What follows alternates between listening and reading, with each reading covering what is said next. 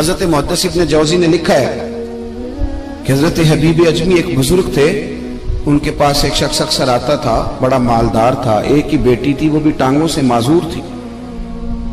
تو آپ اکثر اس کو کہتے ہیں کہ تو توبہ کر، اللہ کی بارگاہ میں رجوع کر۔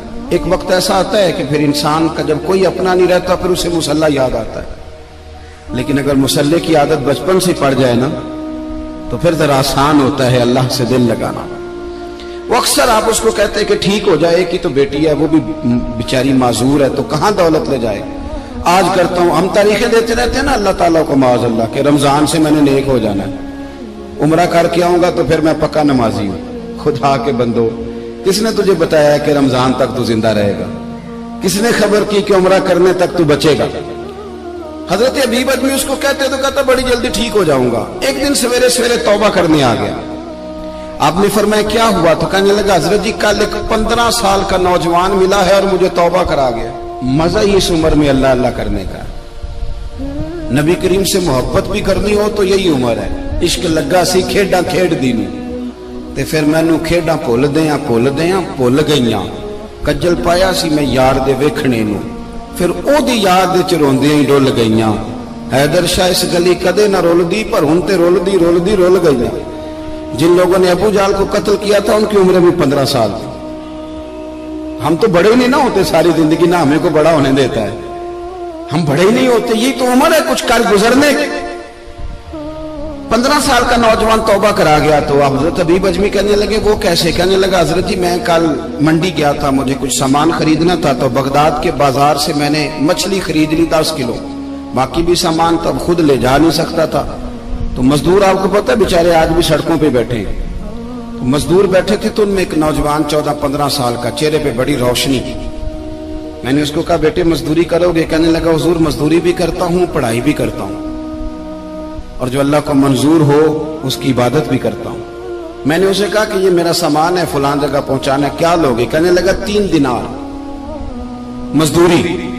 سودا طے ہو گیا، اس نے سامان اٹھا لیا۔ کہتے ہیں رستے میں ظہر کا وقت ہو گیا، کہنے لگا چچا اگر اجازت دو تو نماز پڑھ دوں۔ 15 سال کا جواب۔ کہتے میں رکھ کے نا وہاں سامان تو پھٹے پہ بیٹھ گیا، وہ نماز پڑھنے چلا گیا، باقی لوگ دیر سے آئے، وہ بچہ جلدی آ گیا۔ میں نے کہا بیٹے آپ جلدی آ گئے؟ کہنے لگے نفل چھوڑ دیے، اب یہی نہ سمجھ لیں کہ کام چور ہے، میں بعد میں پڑھ لوں گا۔ کہتے ہیں وہ دوپہر کا وقت، رمضان بھی نہیں تھا، میں اس بچے کو نوجوان کو گھر لے گیا اور میں نے اپنی بیوی سے کہا کہ بڑا نیک ہے، نمازی ہے، اور راستے میں یہ بھی ہوا ہے کہ میں نے اسے ایک دفعہ کہا ہے کہ یہ مجھے تھوڑی دیر کے لیے دے دو، گرمی بڑی ہے، تمہیں پسینہ آ رہا ہے، میں اٹھا لیتا ہوں۔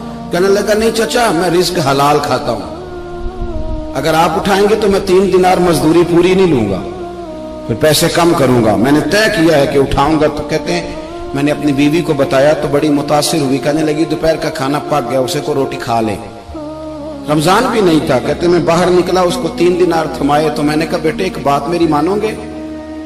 کہنے لگا بتائیے۔ میں نے کہا کھانا پکائے کھا لو۔ کہنے لگا میں معافی چاہتا ہوں، میں نے روزہ رکھا ہوا ہے۔ حضور نے حکم دیا، حکم نبی کریم نے حکم دیا، بخاری مسلم کی حدیث ہے، فرمایا نوجوانوں اگر تمہارے پاس طاقت ہے تو نکاح کر لو ورنہ روزے رکھو۔ حکم دیا، یا نکاح اور یا روزے، یہ سرکار کا حکم ہے۔ بھائی نفلی روزہ نفس کی قوتوں کو کچلتا ہے، انسان میں نورانیت اور روحانیت لاتا ہے۔ کہتے وہ کہنے لگا میں نے روزہ رکھا ہے، میں اور متاثر ہو گیا۔ میں نے کہا اب کیا کرو گے؟ کہیں اور جانا ہے؟ کہنے لگا نہیں، میں جس دن 3 دینار کما لیتا ہوں پھر میں مزید لالچ نہیں کرتا، باقی وقت یا قرآن مجید پڑھتا رہتا ہوں یا نبی پاک پہ درود شریف پڑھتا رہتا ہوں۔ آپ بتائیں؟ تو میں نے کہا کہ افطار میرے ساتھ کر لو۔ کہتے ہیں میں اسے مسجد چھوڑ آیا اور خود میں لوٹ آیا، افطار کے بعد میں اسے لایا، کھانا کھلایا، عشاء پڑھی، اس کا گھر دور تھا، میں نے ڈرائنگ روم کھول دیا، بیٹھک کھول دی، وہیں وہ سو گیا۔ میری 20 سال کی معذور بچی کبھی چل نہیں سکتی تھی، کوئی طبیب کوئی حکیم میں نے چھوڑا نہیں تھا جس کو دکھایا نہ ہو، ایک ہی بیٹی وہ بھی معذور پیدائشی۔ اس کے کمرے میں گئے، میاں بیوی اسے کھانا کھلا اور بتایا بیٹے ایک نوجوان ہے، بڑا نیک ہے ہمارے گھر میں، آج بڑا پرہیزگار۔ پتہ ہے حضور نے کیا فرمایا؟ نبی کریم فرماتے ہیں جب نوجوان اٹھ کے تہجد پڑھتا ہے نا نوجوان، تو اللہ فرشتوں کے سامنے اس نوجوان پر فخر فرماتا ہے۔ اللہ فخر کرتا ہے کہ عمر دیکھو دیکھو یہ میری بارگاہ، اللہ فخر کرتا ہے، اللہ یعنی خدا خود میرے مجلس بود، اللہ فخر کرتا ہے۔ اب سوچیں، تو ہم نے اپنی بیٹی کو بتایا کہ نوجوان اور بڑا نیک ہے، تو کہتے ہیں وہ کھانا کھلا کے ہم واپس آ گئے، آدھی رات کا وقت ہوا تو دروازے پہ دستک ہوئی، بچی اپنے کمرے میں سو رہی تھی، ہم اپنے کمرے میں، وہ بیٹھک میں، گھبرا کے اٹھے کہ اس وقت کون ہے دروازے پہ؟ تو بیٹی کہنے لگی ابا دروازہ تو کھولنا۔ کہتے ہیں دروازہ کھولا تو 20 سال ہو گئے تھے بیٹی کو، کبھی اس نے چل کے نہیں دکھایا تھا، کبھی دوڑ کے ادھر جاتی کبھی ادھر آتی، کہتی الحمدللہ اللہ نے میری ٹانگیں ٹھیک کر دی۔ ہم دونوں رونے لگے، اے اللہ تو کتنا کریم ہے، کیسے ہوا بیٹے سارا کچھ؟ بیٹی کہنے لگی ابا آپ نے کہا تھا نا کہ نیک نوجوان آیا ہے، تو میرے دل میں خیال آیا اللہ اگر واقعی نیک ہے تو اس کے صدقے مجھے شفا ہی دے دے۔ یا ایھا الذین آمنوا اتقوا اللہ وابتغوا الیہ الوسیلہ، تو کہنے لگی ابھی میری دعا بھی پوری نہیں ہوئی تو رب کریم نے فضل کیا ہے اور مجھے شفا عطا کر دی۔ کہتے ہم دوڑ کے اس کے کمرے میں گئے اور جب ہم نے ہاتھ رکھا تو دروازہ پہلے سے کھلا تھا، ایک خط چھوڑ گیا تھا۔ آج کل کے پیر کی کرامت ہوتی تو فیس بک پہ دے دیتا، باقیوں کو بھی ذرا بھول پتہ چلے۔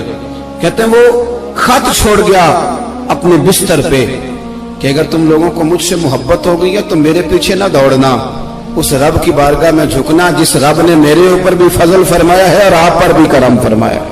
میرے نوجوان دوستو، یہ جو بچپنا ہمیں لوگ کہتے ہیں نا ابھی بچے ہو، ابھی جب آپ بالغ ہو گئے تو نماز فرض ہو گئی، سچ بولنا ضروری ہو گیا، رزق حلال کھانا ضروری ہو گیا، شریعت ساری کی ساری لاگو ہو۔ ایک تو درگزر سے کام لیں، دوسرا اپنی زندگی کے اندر خواہشات کو چھوڑیں۔